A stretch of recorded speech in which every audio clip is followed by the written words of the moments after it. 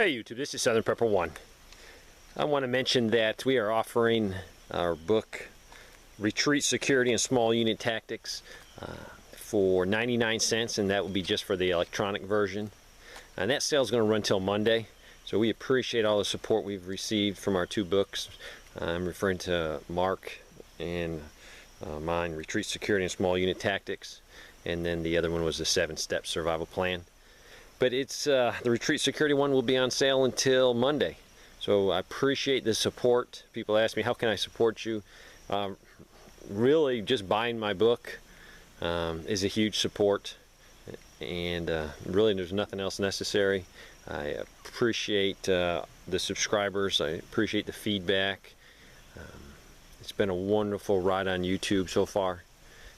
Totally enjoying it.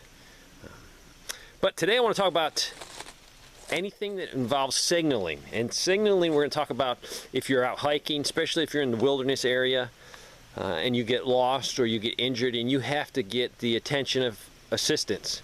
First of all, if you go hiking, make sure people know where you are, in what general area you're going, and when you're coming back. So when you don't show up, they can call. I've been on a lot of search and rescues, and it's good when people have information, say they're going to do on this trail, and they're going to be gone for 2 days and they're not back on the third day. It gives us a place to start to look for them. So that's very important. I'm also going to talk about signaling in a RAW event or an SHTF event. Crap has hit the fan. Maybe it's an EMP event where you were counting on using radios a lot. And a lot of people's radios weren't properly shielded and they're destroyed. Or there's a force out there that is monitoring the radio, and you don't want to be giving that signal out, because every time you push a radio, you key the mic, that's going to travel a long distance and there's going to be people listening for you. So I'm going to talk about different means of signaling. There's so many. First, a visual indicator. This is a VS17 panel. As you can see, it's very bright. It'll get your attention. There's grommet holes on the ends, so if you tie a stick on them, it's easier to wave this. It keeps it totally open while you're waving it. Also, you can tie it to something. So if it's windy, it's not going to be blowing around.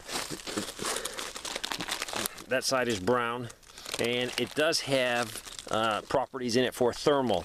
So if they're looking, they'll see this square on the ground, and they'll know something's there. So even if it's in the dark, it can be useful. This is VS17 panels that you can cut up. This one has a pink side and an orange side. Usually use the orange. It's better for pilots, they say. If you don't have a VS17 panel, safety vest. I bought these for 25 cents years ago. You can do the same thing with these. Emergency poncho. This is a red one. You know, there's sometimes you might want a green one in your bug out bag, but having both will give you the ability to do double task. A poncho plus a signal. They make smaller VS17 panels. This one's a little bit smaller. I sometimes carry that on a search and rescue in my pack. That's sometimes put in there. Anything can be used. So even if you got old material laying around the house, this can help signal. Next, you got flares. There's a lot of flares out there. You can't beat them. The Orion, you can't beat it. It works great. And it shoots a 12-gauge flare.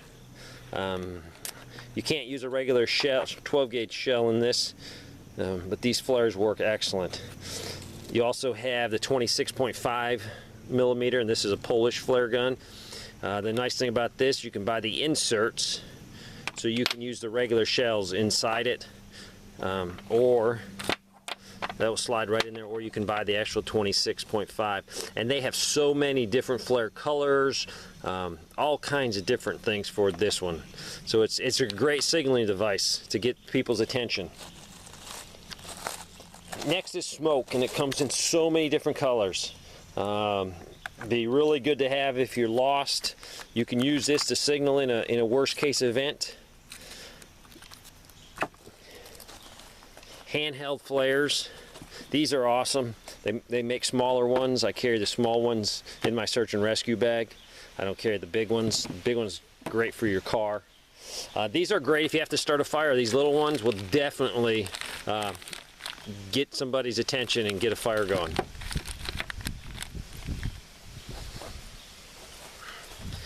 Next in my box, and this box, all this stuff except for the fireworks, and megaphone there is stored in this box here, so it's all readily available if I need it. You never know when you have to mark something.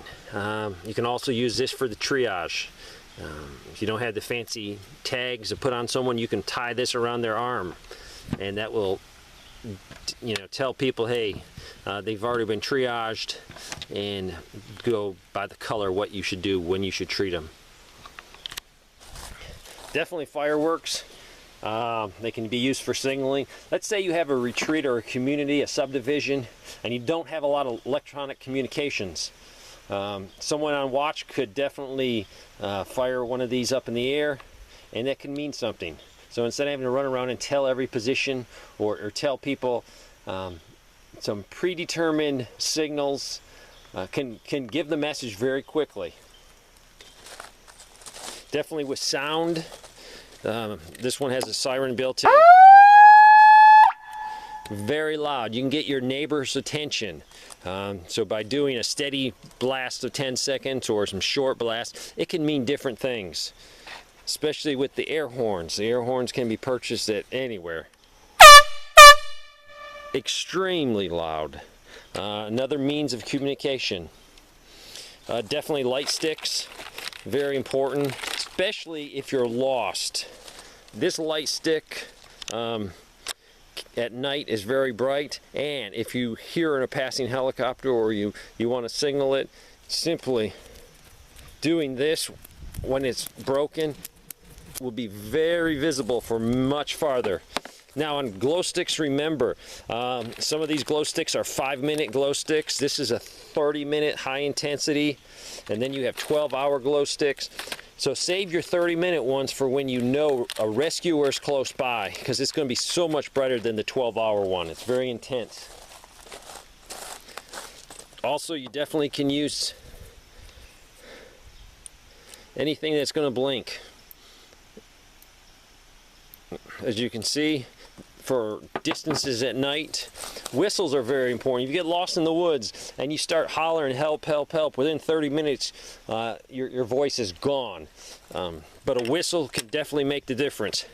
As you can see on this whistle, I'm shaking it, there's a little ball in there. If you stuff some of the cord inside there, it won't drive you crazy when it's in your pack. And then all you got to do is pull it out, and see as it in your pack it shakes. So stuff some of the cord in there. It's so much louder than if you were just screaming. Also, making a fire. If you're lost, make 3 fires. Put them in a triangle position. If you're out there, just light one because you'll probably be cold or wanting a little bit of a light. So light one, but have the other ready to go. The best thing to do, if you have one of these flares, is have one handy. So when you hear something overhead and you want to signal them, go ahead and activate your flare, light the 2 other fires, and then wave your flare. It's much better. A signal mirror, very useful. This is the one I've used in the military. I carried it for years and years and years. It has served me really well. Then you have definitely your parachute flares. These are awesome. There's 4 different varieties here, but basically they go up. They have a parachute on them and they slowly drift down. This one especially is very bright, almost to the point of illumination of the ground. So if you had a big field, you would get some illumination. Especially if you're using night vision, it might make the difference. So I keep most of this stuff in here except a few of the things, but all this stuff packs in there. So if I need to have any type of signaling device, I know where it is. We take radios and really our cell phones for granted, but in a time there might not be radios, there might not be cell phones, and so anything you can do to signal a far distance away to get somebody's attention or to relay a message. And if you have a subdivision, you can make it so when someone sees something or they hear something, it initiates a plan, whatever it be. It might be, hey, we have a fire on the subdivision, or there's a threat in the subdivision, or a medical emergency in the subdivision, and people can start moving. It takes a lot of time if you don't have this and you have to run and get people and get key equipment. So think about it. At your retreat, if you got rid of your radios, how can you communicate over the your retreat. And your retreat might be in a farm. So you might have 50 acres and you might want to, people could be in the fields, people could be doing other things. And if you don't have that radio, you need some way to signal so it's instantaneously recognized as a threat or they need to go somewhere.